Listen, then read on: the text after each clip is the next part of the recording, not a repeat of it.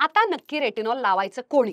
कारण कमेंट बॉक्समध्ये सतत मला 18, 19, 20 वयाच्या पोरी सुद्धा विचारतात की ताई नायकाचा सेल आहे, ही इन्फ्लुएन्सर सांगते, Instagramवरती हा रील बघितलाय, सोशल मीडियावरती हे, YouTubeवरती हा व्हिडिओ, त्याच्यामुळे आम्हाला लावायचंय. प्लीज असं करू नका. मुळात तुम्हाला गरजच नाहीये रेटिनॉलची. येस, तुम्ही लावायचं नाहीये रेटिनॉल. रेटिनॉल लावायचं आहे 30च्या पुढे. आता याला कंडिशन अप्लाय आहे.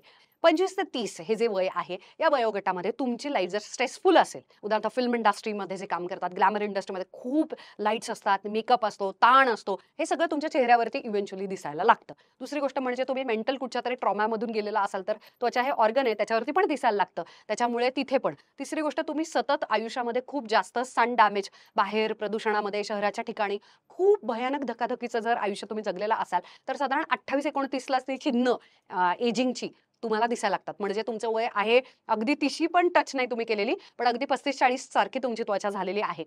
ह्या केसमध्ये तुम्ही मात्र 28 पासून सुद्धा रेटिनॉल वापरू शकता. नाहीतर सगळ्यांनी 30च्या पुढेच रेटिनॉल वापरायचं आहे.